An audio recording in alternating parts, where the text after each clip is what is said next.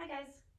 So today I'm going to be going through pose of the month, and today's pose of the month, we're going to do a balancing pose called tree pose. I do it often in my classes. It's one of the most recognized balancing poses, and there's lots of modifications for it, which is why it's a popular pose and one I'd like to go through today. There's also some alignment issues that I wanted to go through today. Sometimes I see it in class, and it's not a big deal, but it might make the pose more comfortable for you, or it might even make it safer for you. So we start in mountain pose.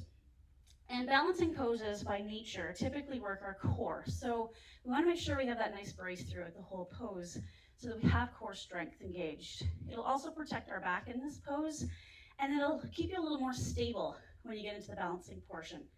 And in all balancing poses too, we encourage a focal point. It helps to focus your mind, because once we have mind focus, we have control. That focal point in yoga is called a dristi, and it can be anything. Lots of people in my classes, when they're facing me, use the clock, they use the switch on the wall.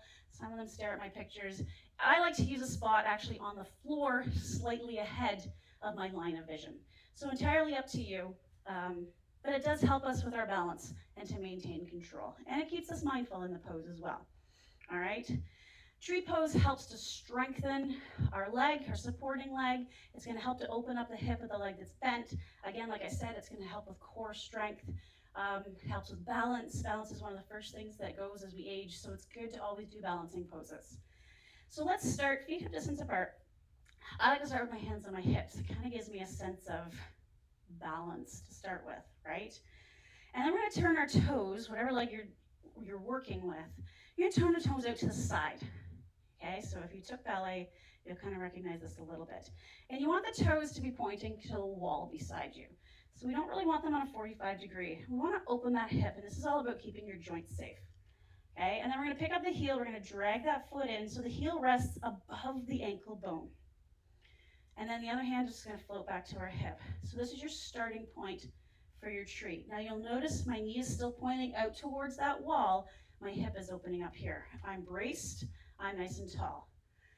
So then to come to the next modification, we just slide that foot up the leg, keeping the knee pointing towards that wall. We brace. This is where hands can migrate. Maybe palms come to heart center. Maybe we extend the arms up like branches on a tree, or we open for a little more balance. Okay? Now I'm just going to pause here. So we do also have the option of using a prop to help us. So especially if we're prenatal, or having some balancing issues, or we're just starting out in yoga, so we can use that prop.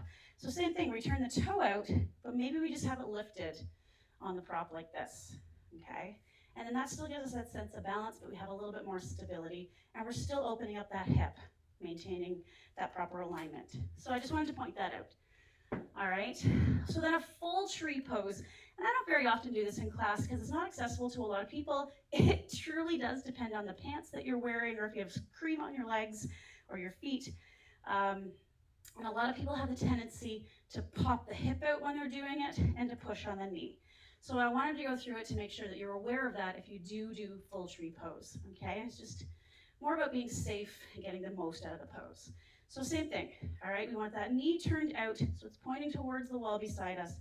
We brace, we pull the foot up. Now, if you're truly able to do this, you shouldn't have to use the hand. And then we're pushing on the leg without popping that hip out. The knee's pointing out to the side. I'm nice and tall, I'm not pushing on my knee. And again, you can extend your branches here, okay? But we want to make sure that knee, a lot of people have that tendency to cave the knee in. Makes it a little bit easier. We want to try to keep that hip open, all right? And we brace. Breathe, find your focal point. Root down in that supporting foot like roots on an actual tree. Spread those toes, make that foot big, and then ground down in it. And then release. Shake it out if you need to. So of course you always want to do both sides, but for the purpose of this video, I was just doing one side. So there's your tree pose. Vrksasana in Sanskrit. If you have any questions, as always, email me. Enjoy. Namaste.